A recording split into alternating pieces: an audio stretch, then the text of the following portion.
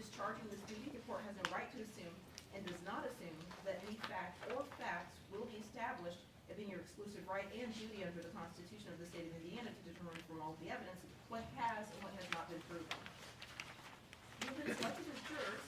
You are bound by your oath to try this case fairly and honestly. You are permitted to discuss the evidence among yourselves in the jury room during recesses from trial, but only when all jurors and alternates are present. You must not talk or communicate about this case with anyone else. You should keep an open mind. You should not form or express any conclusion or judgment about the outcome of the case until the court submits the case to you for your deliberations. You must focus your attention on the court proceedings and reach a verdict solely upon what you see and hear in this court. As jurors, you must not do any independent investigation about the case, and you must not be influenced in any way by information, opinions, or publicity outside the courtroom. Until you have returned a verdict in court and I have released you from your service, do not talk to any of the parties, their lawyers, any witnesses, or members of the media. If anyone tries to talk about the case in your presence, you should tell the bailiff immediately and privately. During your attendance in the courtroom, during any discussions about the case in the jury room, or during deliberations in the jury room, you shall not use any computers, laptops, cellular telephones, or other electronic communication devices unless specifically authorized by the court. During the trial, there will be periods of time when you will be allowed to separate, such as for recesses, lunch periods, and overnight. At those times, you must not use computers, laptops, cellular telephones, or other electronic communication devices or any other method to investigate, conduct research, or otherwise gather information about the case, conduct experiments, or attempt to gain any specialized knowledge about the case, receive assistance in deciding the case from the outside sources, read, watch, or listen to anything about the case from the source, listen to discussions among or receive information from other people about the case, or communicate with any of the parties, their lawyers, any of the witnesses, members of the media, or anyone else about the case, including by posting information, text messaging, emailing, or participating in internet chat rooms, blogs, or social websites which could contain information about the case. You also must not visit or view the scene of any event involved in this case. If you happen to pass by the scene, do not stop or investigate. You must also not consume any alcohol or drugs that could affect your ability to hear and understand the evidence. The reason for these restrictions is to ensure that your decision is based only on the evidence presented during this trial and the court's instructions on the law. Preliminary instruction number 2. Under the Constitution of Indiana, you have the right to determine both the law and the facts. The court's instructions are your best source in determining the law. Preliminary instruction number 3. You are to consider all of the instructions together. Do not single out any certain sentence or any individual point of instruction and ignore the others. Preliminary instruction number 4. In this case, the state of Indiana has charged the defendant with the following counts. Omitting the formal language, the charges read as follows. Count 1. On or about August 27, 2022, Shamar Duncan did knowingly kill another human being, to wit, Simmie Poetsema. Count 2. On or about August 27, 2022, Shamar Duncan did attempt to commit the crime of murder, which is to intentionally kill another human being, namely RH, by engaging in conduct that is shooting at or against the person of RH with the specific intent to kill RH, which conduct constituted a substantial step for the commission of said crime of murder. Count 3. On or about August 27, 2022, Shamar Duncan did attempt to commit the crime of murder, which is to intentionally kill another human being, namely MVD, by engaging in conduct that is shooting at or against the person of MVD with the specific intent to kill MVD, which conduct constituted a substantial step for the commission of said crime of murder. Count 4. On or about August 27, 2022, Shamar Duncan did recklessly, knowingly, or intentionally engage in fighting or tumultuous conduct, all of which is contrary to statute and against the peace and dignity of the state of Indiana. Preliminary instruction number 4A. The crime of murder is defined by law as follows. A person who knowingly or intentionally kills another human being commits murder, a felony. Before you may convict the defendant, the state must have proved each of the following beyond a reasonable doubt. 1. The defendant. 2. Knowingly. 3. Killed. 4. Simmie Poetsema. If the state failed to prove each of these elements beyond a reasonable doubt, you must find the defendant not guilty of murder, a felony, charged in count 1. Preliminary instruction number 4B. The crime of attempted murder is defined by law as follows. A person attempts to commit murder when acting with the specific intent to kill another person. He engages in conduct that constitutes a substantial step toward killing that person. Before you may convict the defendant of attempted murder, the state must have proved each of the following elements beyond a reasonable doubt. 1. The defendant.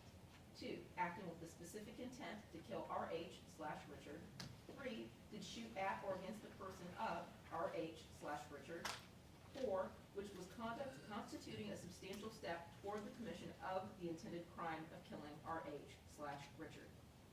If the state failed to prove each of these elements beyond a reasonable doubt, you must find the defendant not guilty of the crime of attempted murder, a felony, charged in count 2. Drawing instruction number 4C. The crime of attempted murder is defined by law as follows. A person attempts to commit murder when acting with a specific intent to kill another person who engages in conduct that constitutes a substantial step toward killing that person. Before you may convict the defendant of attempted murder, the state must have proved each of the following elements beyond a reasonable doubt. 1, the defendant. 2, acting with the specific intent to kill MVD/Marcel. 3, did shoot at or against the person of MVD/Marcel. 4, which was conduct constituting a substantial step toward the commission of the intended crime of killing MVD/Marcel. If the state failed to prove each of these elements beyond a reasonable doubt, you must find the defendant not guilty of the crime of attempted murder, a felony, charged in count 3. Going instruction number 4D. A person who recklessly, knowingly, or intentionally engages in fighting or in tumultuous conduct commits disorderly conduct, Class B misdemeanor. Before you may convict the defendant, the state must have proved each of the following beyond a reasonable doubt. 1, the defendant. 2, recklessly, knowingly, or intentionally. 3, engaged in fighting or tumultuous conduct. If the state failed to prove each of these elements beyond a reasonable doubt, you must find the defendant not guilty of disorderly conduct, Class B misdemeanor, charged in count 4. Going instruction number 4E. Intentionally, knowingly, and recklessly are defined by statute as follows. A person engages in conduct intentionally if when he or she engages in the conduct it is his conscious objective to do so. If a person is charged with intentionally causing a result by his or her conduct, the state is required to prove beyond a reasonable doubt that it must have been his conscious objective not only to engage in the conduct, but to also cause the result. A person engages in conduct knowingly if when he engages in this conduct he is aware of a high probability that he is doing so. If a person is charged with knowingly causing a result by his conduct, the state is required to prove beyond a reasonable doubt that he must have been aware of a high probability that his conduct would cause the result. A person engages in conduct recklessly if he engages in the conduct in plain, conscious, unjustifiable disregard of harm that might result, and the disregard involves a substantial deviation from acceptable standards of conduct. Summary instruction number 5. You must decide the facts from your memory of the testimony and exhibits admitted for your consideration. No transcript of the trial testimony will be available for your review during the deliberations. You may take notes during the trial. However, do not become so involved in note-taking that you fail to listen carefully and observe the witnesses as they testify. Summary instruction number 6. The charge which has been filed is the formal method of bringing the defendant to trial. The filing of a charge with the defendant's arrest is not to be considered by you as any evidence of guilt. A plea of not guilty has been entered on behalf of the defendant. Summary instruction number 7. Under the law of the state, a person charged with a crime is presumed to be innocent. This presumption of innocence continues in favor of the defendant throughout each stage of the trial. You should limit the evidence presented to the presumption that the defendant is innocent if you can reasonably do so. If the evidence lends itself to 2 reasonable interpretations, you must choose the interpretation consistent with the defendant's innocence. If there is only one reasonable interpretation, you must accept that interpretation and consider the evidence with all the other evidence in the case in making your decision. To overcome the presumption of innocence, the state must prove the defendant guilty of each element of the crime charged beyond a reasonable doubt.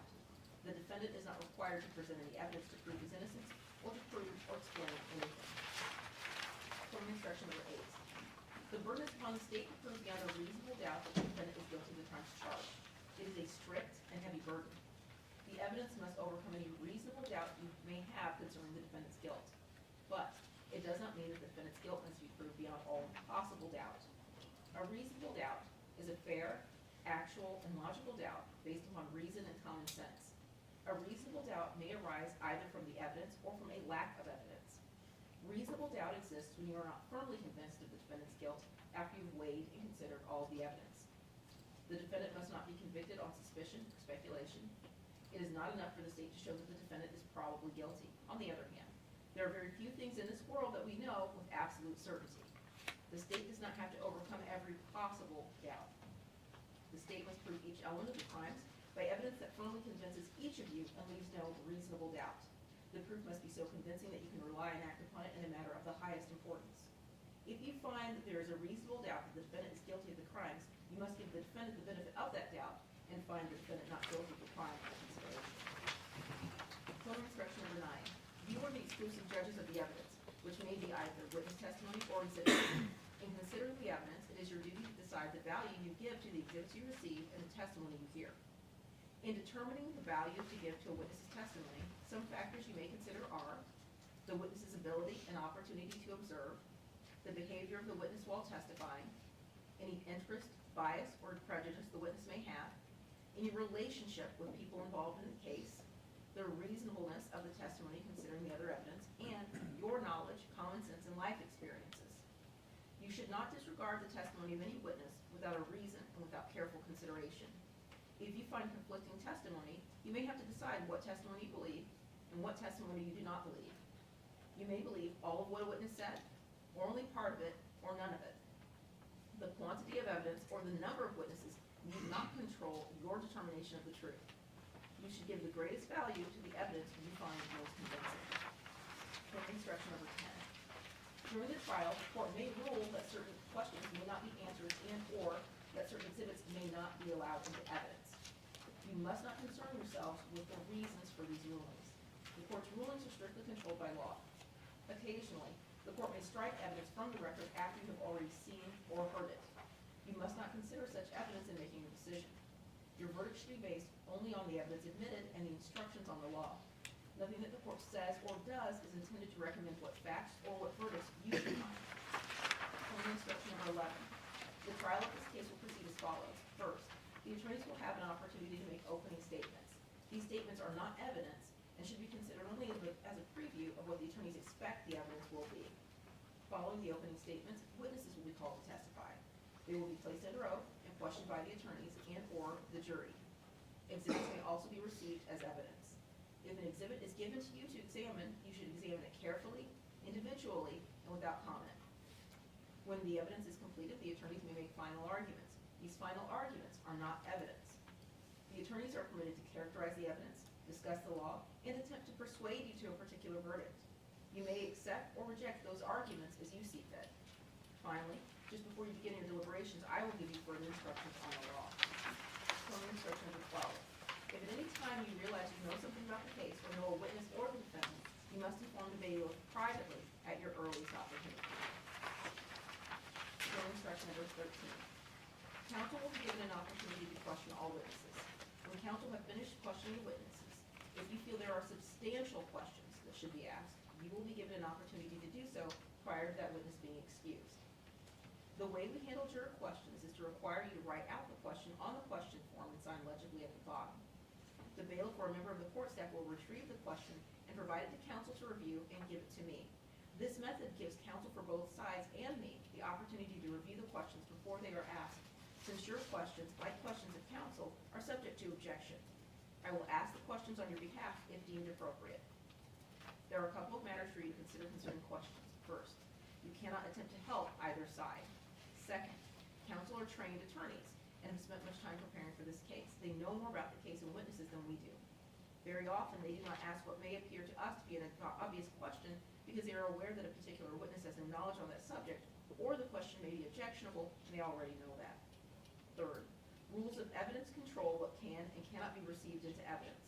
As I indicated, questions of the witness are subject to objection, so an objection may be made to your question and the court may sustain that objection. Therefore, your question, while submitted, may not be answered. During the trial, when I sustain an objection, disregard the question and the answer. If I overrule an objection, you may consider both the question and the answer.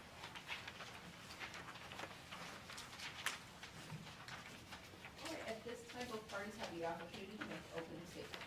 State, please.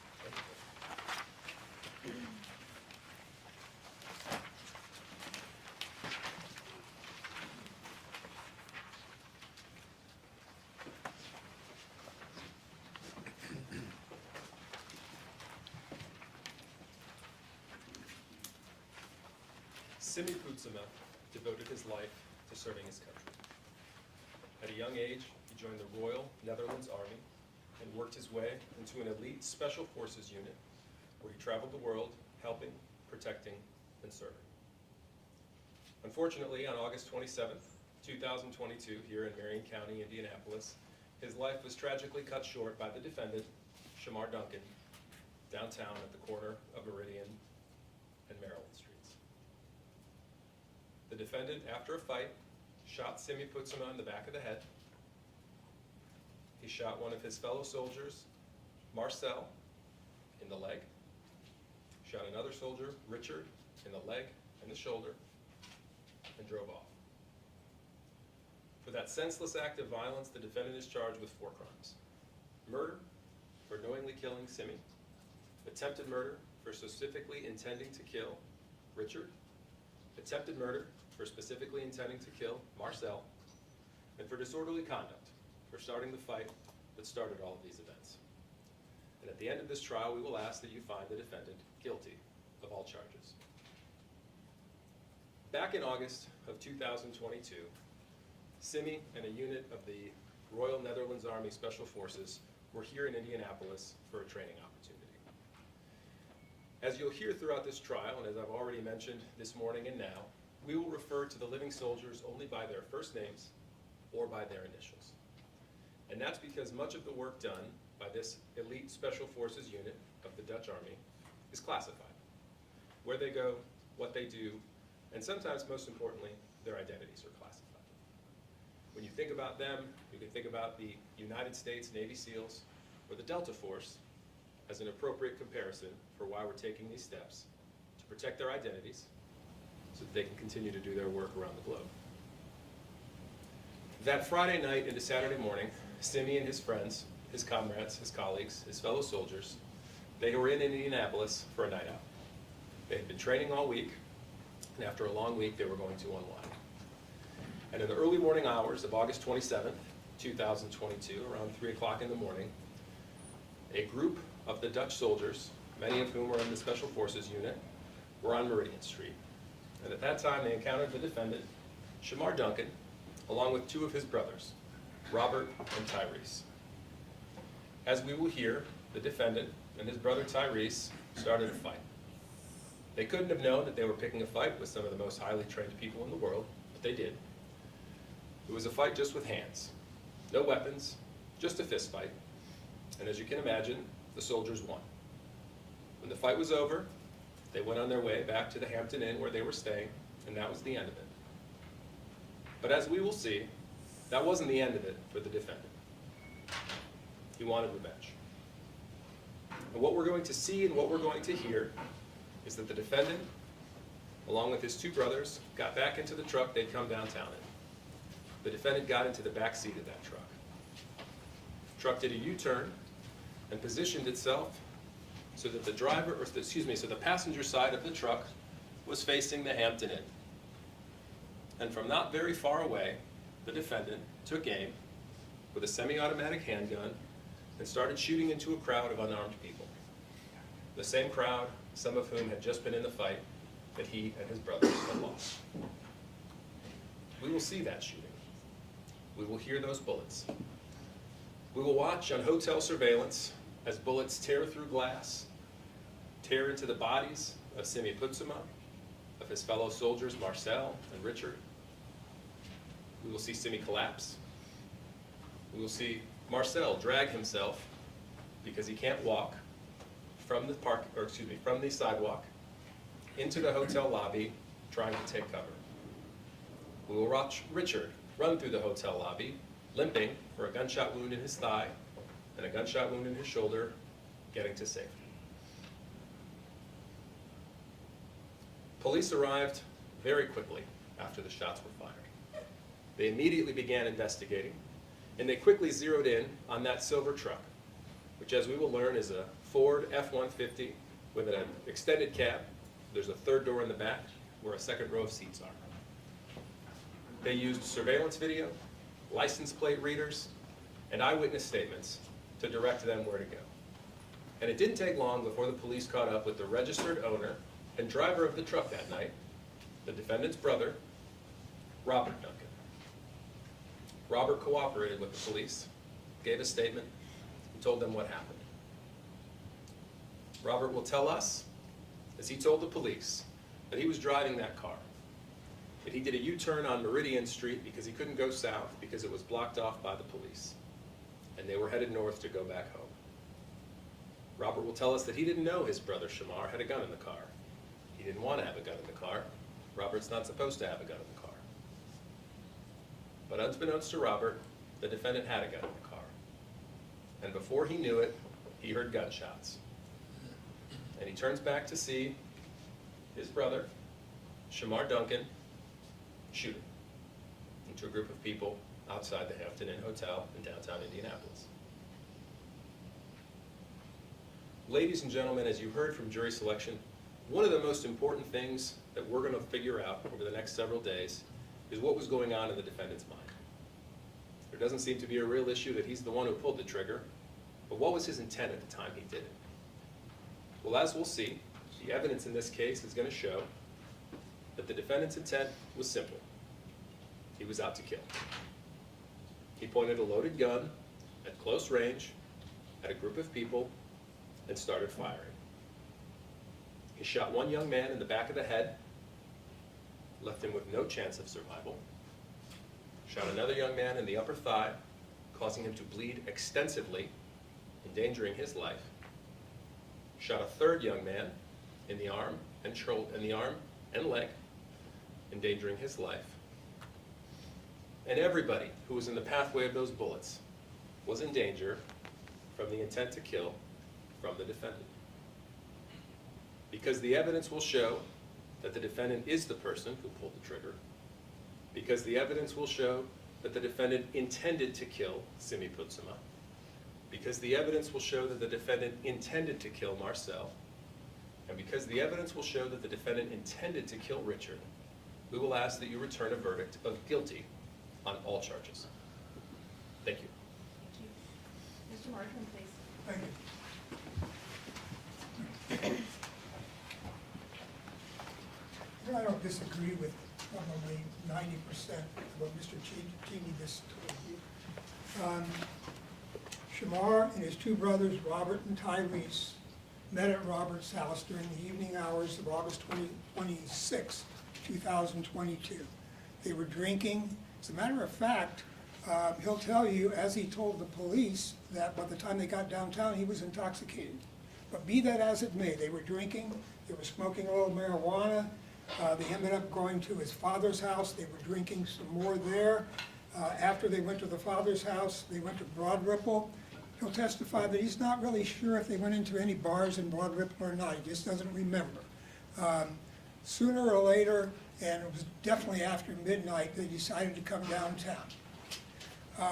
We know, and he'll testify to the fact that when they got downtown, they never could get into any of the bars because they were closing. So we know that it was somewhere near 3 o'clock, or at least after 2 o'clock when they got downtown. Didn't go into any bars. They were walking back to the truck.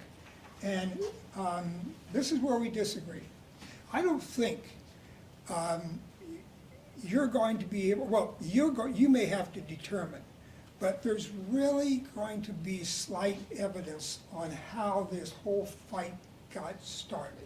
Somebody said some words to somebody else, somebody pushed somebody. As a matter of fact, the four soldiers that will testify, plus a fellow by the name of Nicholas Pacino, who was standing across Meridian Street watching this whole thing, will testify that it was Tyrese, the man with the dreads, who was the aggressor in regards to their side. Now, he's got dreads today, but we're going to show you a photograph, a booking photograph of when he was arrested.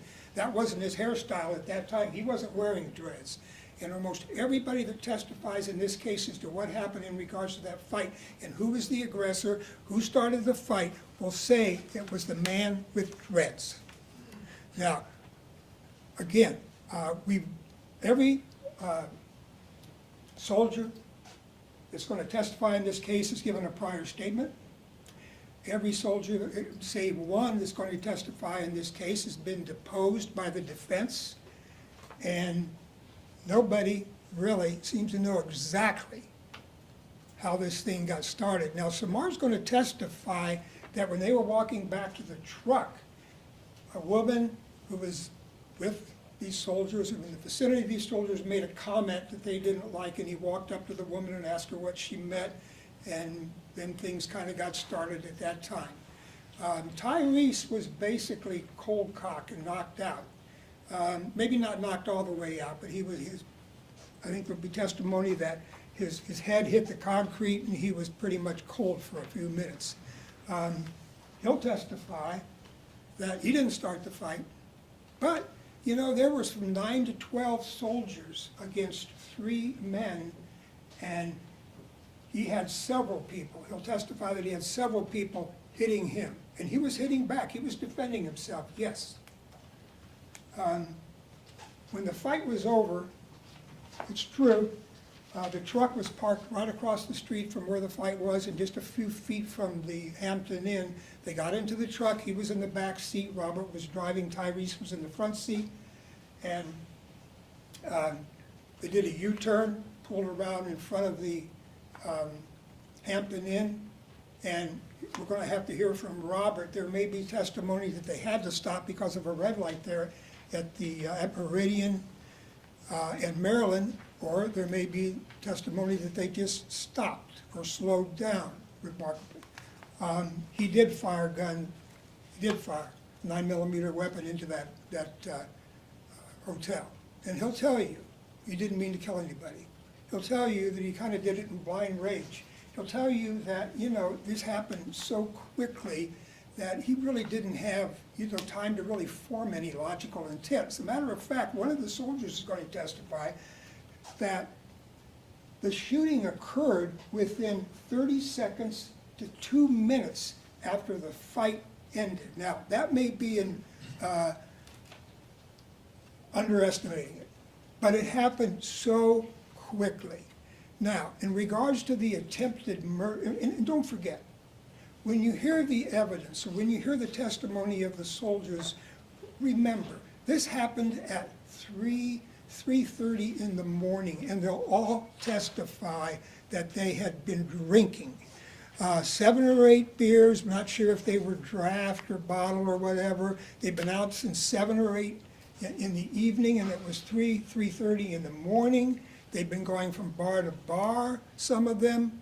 So remember, do these people really have the capacity, or had the capacity for accurately, you know, recalling what happened accurately in that case? So take everything you hear with a grain of salt. Now, having said that, Shamar will testify that he was intoxicated too, but he doesn't have the burden of proving anything with this testimony. He doesn't have to prove these charges beyond a reasonable doubt. In regards to the attempt murder charges, you've been instructed already what the state has to prove. And they don't have to prove, or it isn't enough for the state to prove that he just fired into a crowd with the thinking that, well, maybe I'll hit somebody and maybe I won't. In attempt murder, that is a specific intent crime. In order to convict somebody of attempt murder, you have to specifically form the intent that you are going to murder that individual. That individual. Not that you may shoot into a crowd and kill somebody, but you have to intend to murder that individual. It's a specific intent crime. In regards to the murder charge, he's charged with knowingly. You've been instructed already in regards to the definitions of intentionally, knowingly, recklessly. We're going to argue at the close of this trial that he is guilty of reckless homicide, that he recklessly killed another human being. In order to prove knowingly, the state must prove beyond a reasonable doubt that when he committed the act of shooting, that he knew there was a high probability that he would kill somebody. You know, the state gave you the example of a pitcher throwing high and inside on somebody. There's always a probability, yeah, he's going to hit him in the head. But this is high probability, a high probability.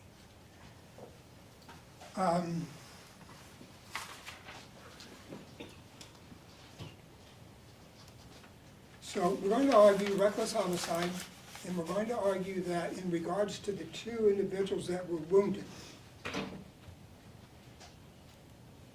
that he's not guilty of specific intent, he's not guilty of attempt murder, but he's guilty of battery with a deadly weapon.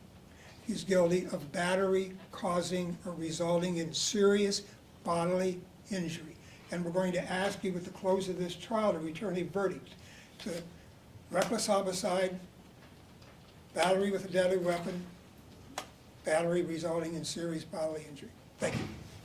Thank you. State your name for your first witness. Yes, sir. Ms. Petra Von Ryan. Excuse me? Petra Von Ryan.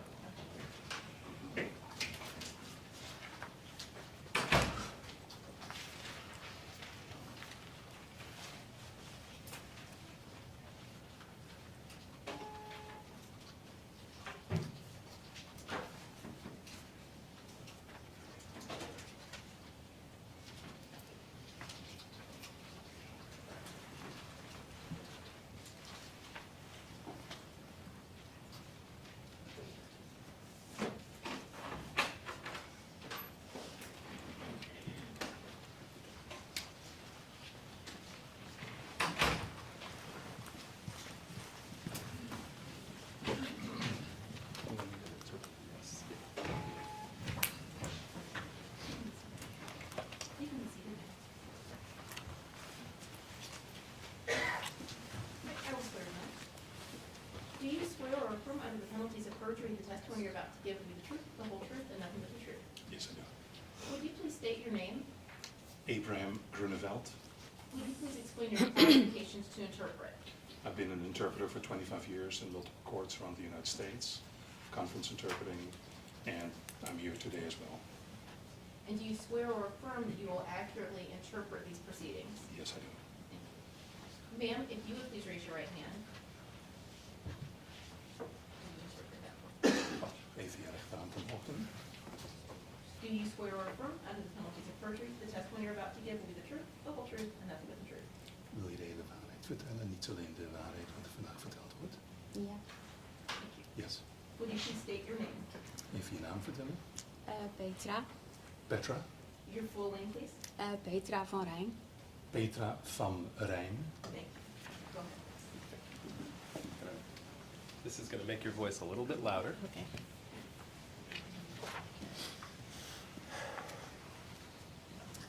Ma'am, will you please spell your last name for us? Kun je even je achternaam laten weten? Even spellen. V-A-N-R-I-N.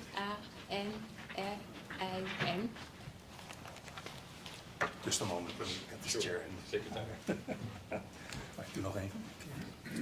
V-A-N-R-I-N. V-A-N-R-Y-N. Thank you. Where do you live? Waar woon je?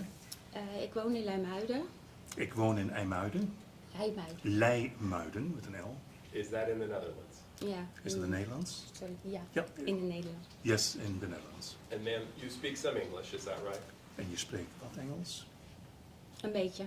A little. Also, okay. Did you travel here for the trial? Ben je hier naartoe gereisd voor deze rechtszaak? Ja. Yes. And did For sure. other family members join you? En andere familieleden ook die met jou meegereisd zijn? Ja, mijn man en mijn dochter en mijn schoonzoon en mijn broer. En ook de ontvanger van mijn zoon is hier. Simmie heeft een orgaan afgestaan en die is hier ook. En dat sterkt mij. Yes, my husband, my brother, my daughter, and also the recipients of the donors of my sons, which really helps me. I'm going to ask you a few questions. You mentioned a daughter and a son. How many children do you have? Even een vraag. Ik hoorde van de dochter en de zoon. Hoeveel kinderen heb je totaal? Ik heb 2 kinderen. I had 2 children. What are their names? Wat zijn hun namen? Zoe Poetsema en Simmie Poetsema. Zoe Poetsema en Simmie Poetsema. How old is Zoe? Hoe oud is Zoe? Zoe is 31 jaar. Zoe is 31 years old. And how old would Simmie have been this year? En hoe oud zou Simmie dit jaar geworden zijn? Simmie is 28, hij wordt 29. Simmie was 28, he will be 29. I want to ask you some questions about Simmie, okay? Ik wil je wat vragen vertellen over Simmie. Oké. When was Simmie born? Wanneer werd Simmie geboren? 26 juni 1996. June 26, 1996. And did he grow up in the Netherlands? Is hij opgegroeid in Nederland? Ja, hij is geboren in Nederland. Yes, he was born in the Netherlands. At some point in his life, did he join the Royal Netherlands Army? Op een gegeven moment is hij begonnen met de Nederlandse commando's. Ja, Yes. How old was he? Hoe oud was hij toen? 17 jaar. 17 years. And is that the work that he did until he died? Is dat het werk wat hij deed tot hij overleed? Dat deed hij, ja, maar hij is niet dood. Yes, he did that, but he's not dead. I'm going to show you a couple pictures. Ik laat je even wat foto's zien. Tell me if you recognize those, please. Herken je deze foto's?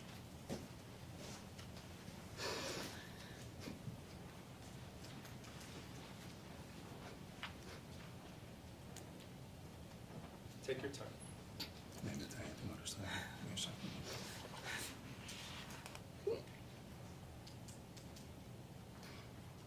Ja. Yes. Is that your son, Simmie? Is dat je zoon Simmie? Ja. Yes. And are those two pictures of how Simmie was before he was shot? En waren er twee foto's van Simmie voordat hij doodgeschoten werd? Ja. Yes. Is one of those pictures of Simmie as he looked in his military uniform and one as he was sort of in civilian clothes? Zijn deze foto's één van Simmie in zijn legeruniform en één gewoon van zijn vrije tijdskleding? Ja. Yes. Judge, I would move to admit States Exhibits 1 and 2. En dit wordt toegevoegd aan de bewijsmaterialen. Any objection? Ze hebben geen tegenstelling. Motion 1 and 2 admitted without objection? Dus dat wordt goedgekeurd Yes. als bewijsmateriaal.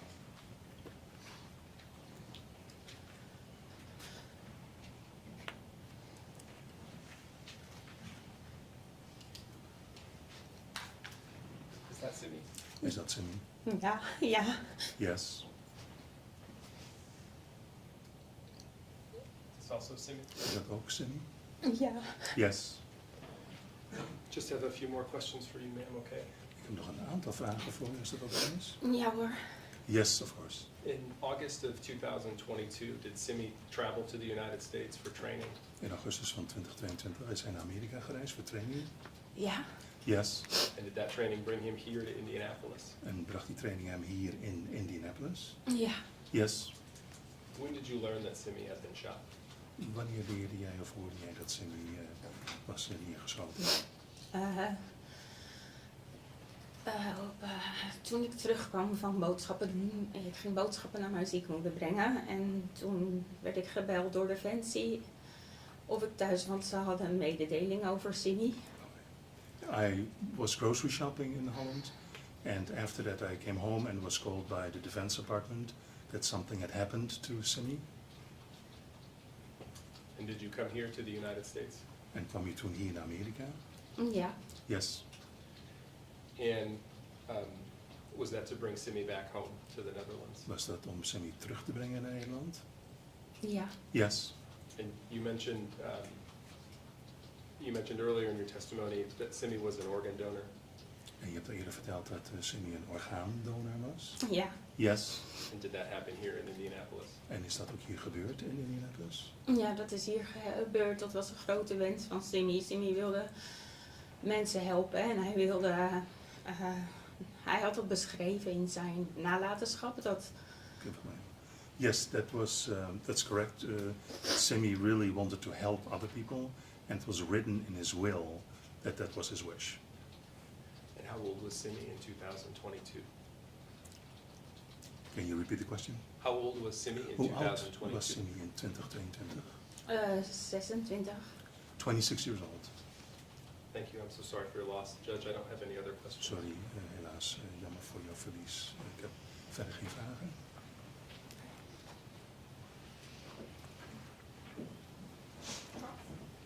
No, thank you. Oké, hun hebben ook geen vragen. from the jury at this time for this witness? If so, raise your hand and we'll collect your question. Het is een vraag van de jury voor jou. See En no als we dat hands? hebben, dan moeten we even een hand omhoog doen. Maar er Thank zijn you, geen step handen. down. Yes, Your Honor, with the court's permission, we release Ms. Van Ryn from her subpoena and have her remain in court. No objection. Oké, dus je bent klaar met dit? Goed gedaan. She's releasing on her subpoena. Mag die meenemen? Can I take these pictures with me? I'll get you a copy, but we have Je to krijgt keep ook those. dat is bewijsmateriaal. Your next witness, please. Your Honor, the state calls Officer Daniel Reed.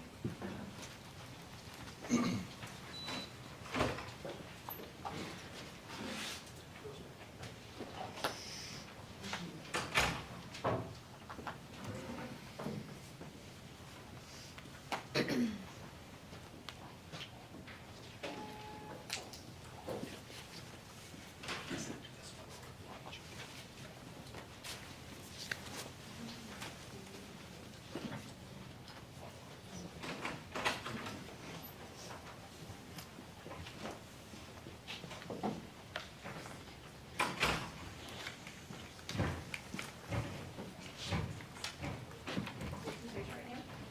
Do you swear or affirm under the penalty of perjury the testimony you're about to give will be the truth, the whole truth, and nothing but the truth? Yes, ma'am. When you seated, give me the chair essentially. Okay. And if you please state and spell your name. Daniel Reed, D-A-N-I-E-L-R-E-E-D. Thank you, Your Honor.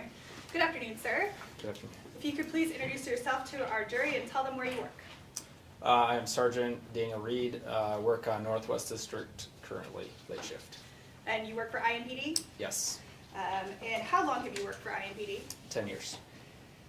You said you're currently a sergeant. Yes, ma'am. Back in August of 2022, what was your role then? I was a patrol officer at that point, working Southwest day shift. Okay. What are the hours of day shift?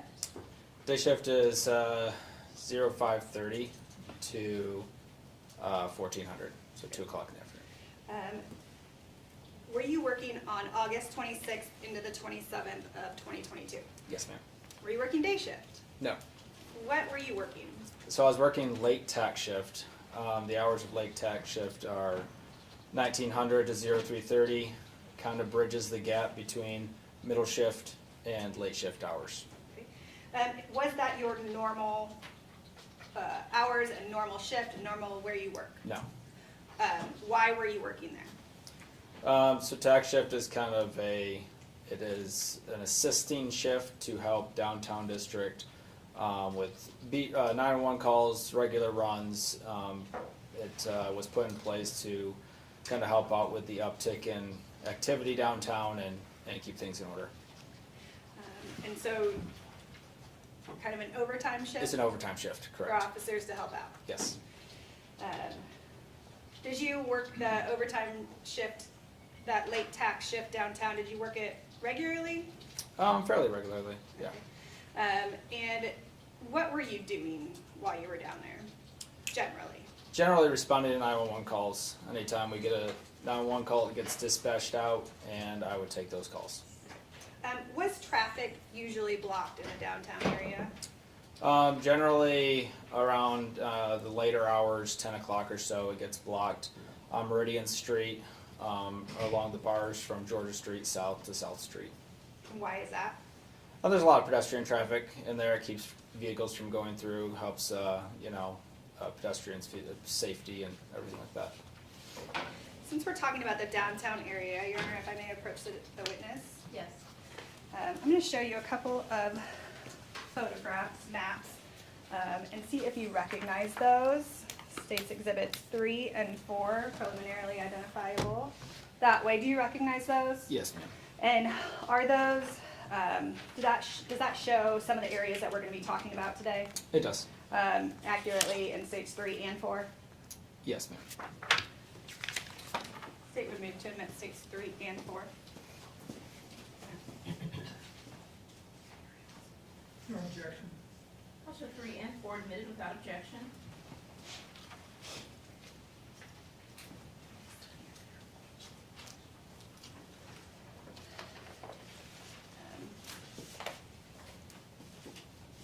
That day, you said you were working late tack.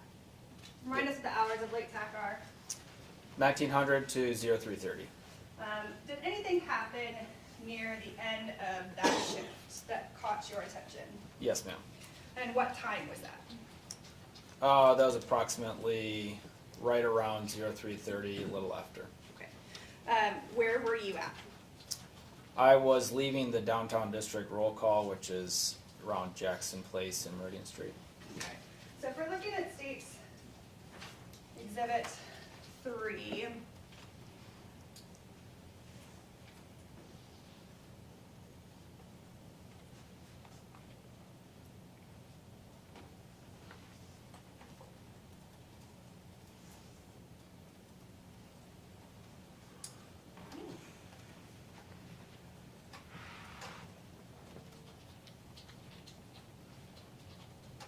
we're looking at States Exhibit 3. Jackson Street's not located on States Exhibit 3, is that correct? That is correct. How much further, the most southern street we see on States 3 is Georgia Street. How much further south is Jackson Street? About a block. Okay. Block and a half. What were you doing there? I was turning in my overtime slip so I could get paid. Okay, so you were done. I was done. Okay. As you were leaving, what did you hear or see or So as I experience? was coming off of Jackson onto Meridian Street, headed south, I heard several gunshots in the area.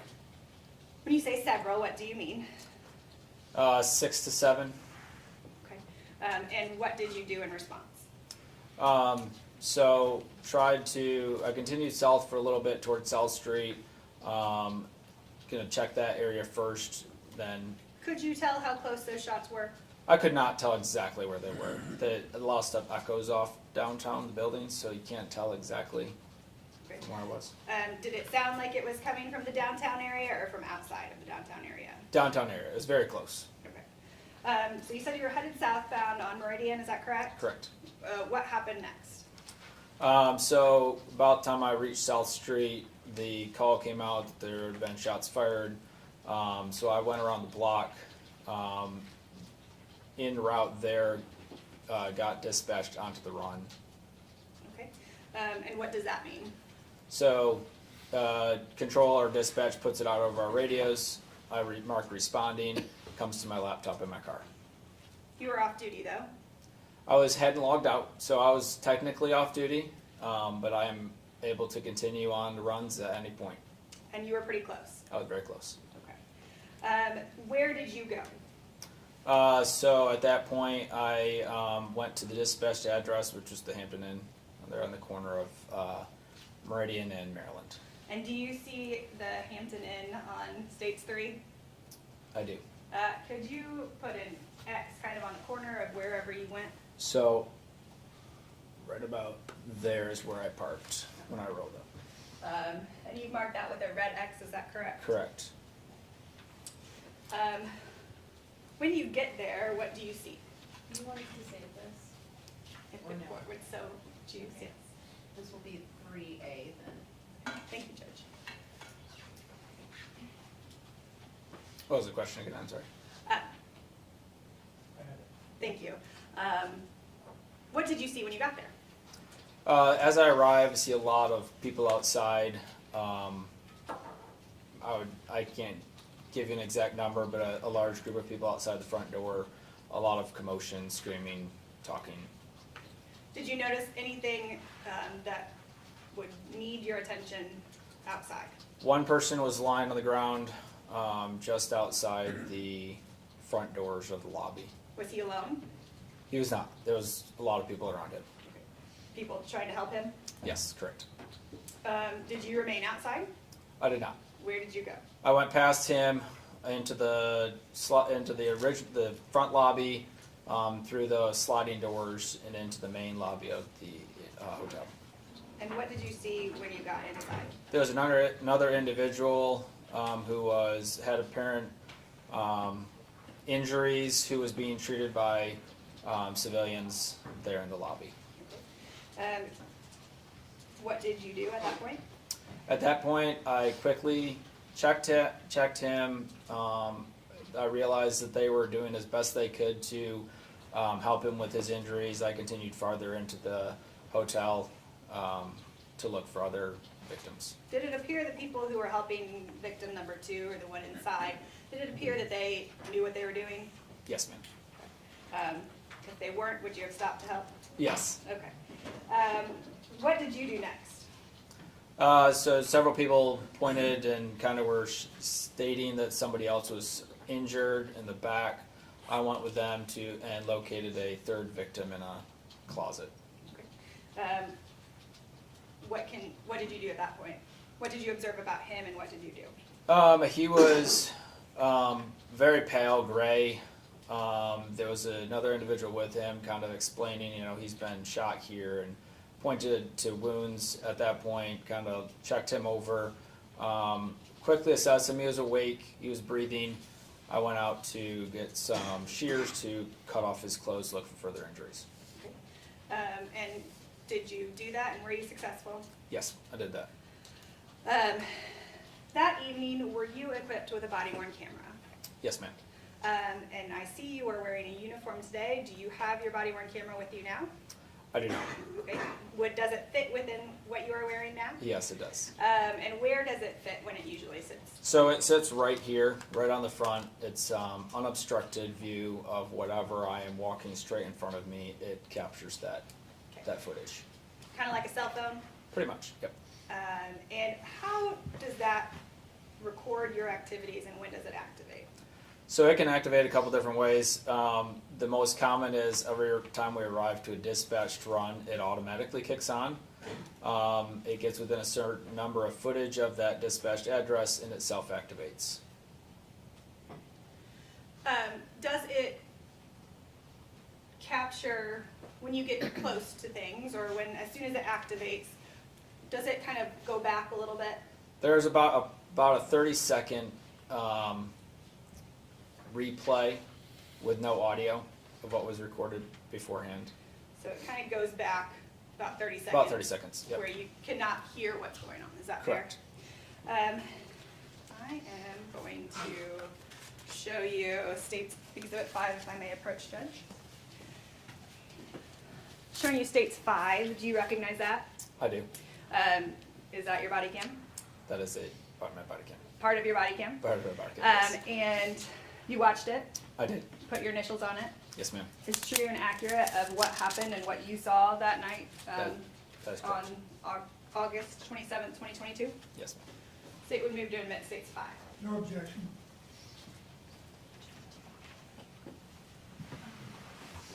Okay, motion on 5 admitted without objection. And yes, state may publish. This portion may not be recorded or broadcast.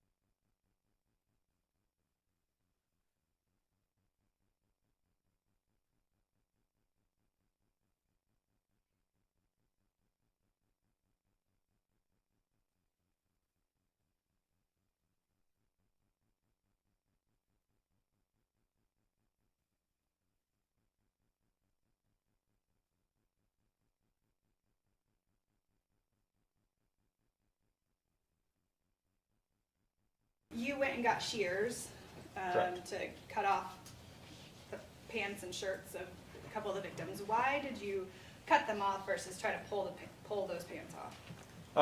Cutting them off is a faster way to get their clothes off them to assess them for further injuries. If you pull them off, you can cause further injury, pulling it over heads or arms, whatever. It's easier and faster just to cut clothes off. And I'm going to approach you with, show you what's been marked preliminarily as states 6, 7, 8, and 9. Do you recognize these as still photographs taken from that body-worn camera? Yes. And these are true and accurate from that body-worn camera? Yes, ma'am.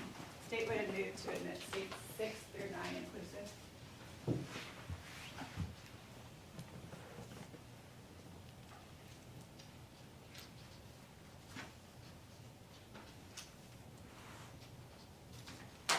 No objection. Motion 6 through 9 admitted without objection. And Officer Reed, yes. Officer Reed, all the activity that we've been talking about here, you said that was in downtown Indianapolis? Correct. Is that here in Marion County, It is. state of Indiana? Yes, ma'am. Thank you so much. No further questions at this time. Thank you. Cross, please.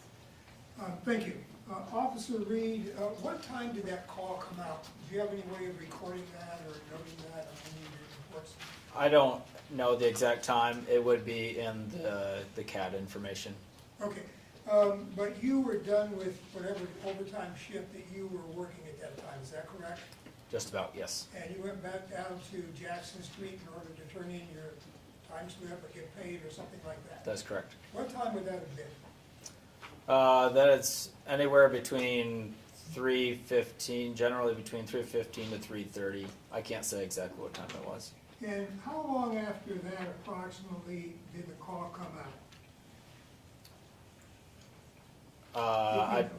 Approximately Right, 5 minutes, within 5 minutes. okay, thank you. No further questions? Thank you. Redirect. Thank you, Your Honor. No further questions. Thank you. Are there any questions from the jury at this time for this witness? If so, raise your hand and we'll select your question form. I see no hands. May he step down? Yes, Your Honor. Here, approach, Your Honor. Yes.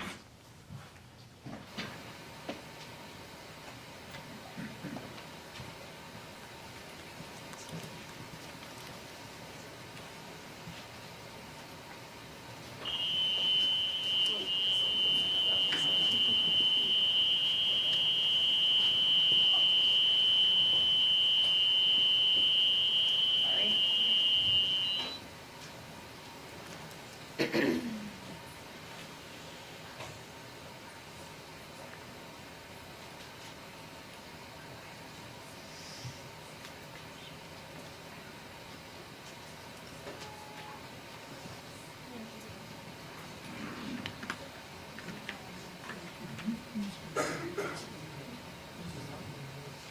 Okay.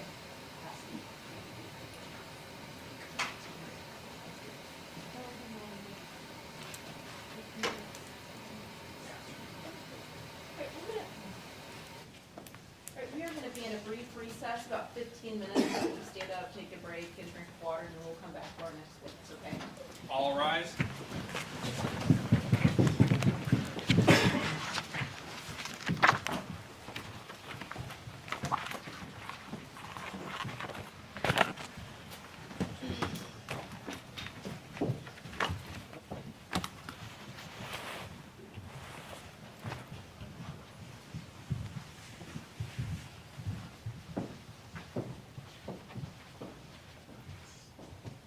Alright, everyone can be seated.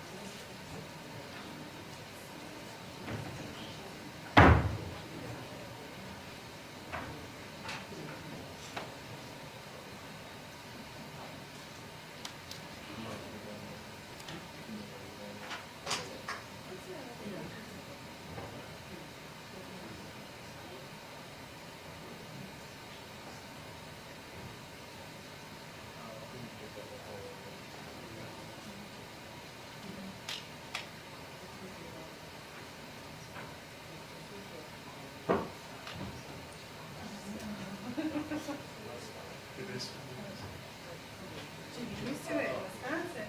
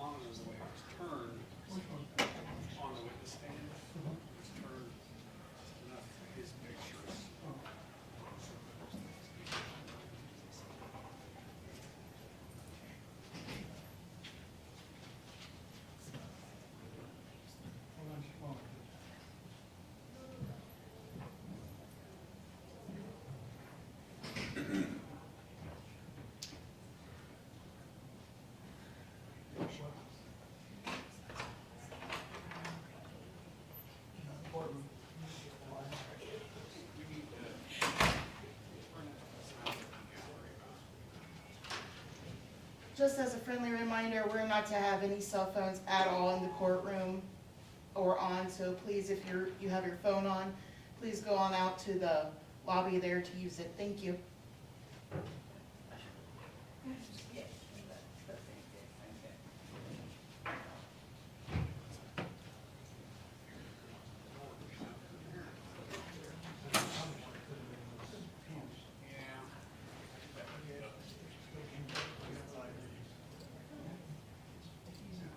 You guys print if you like. While people are out.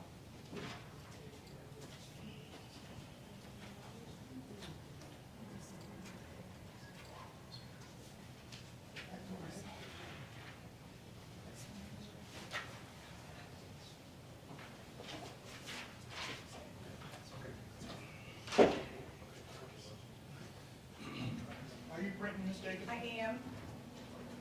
50 cents a page. Huh?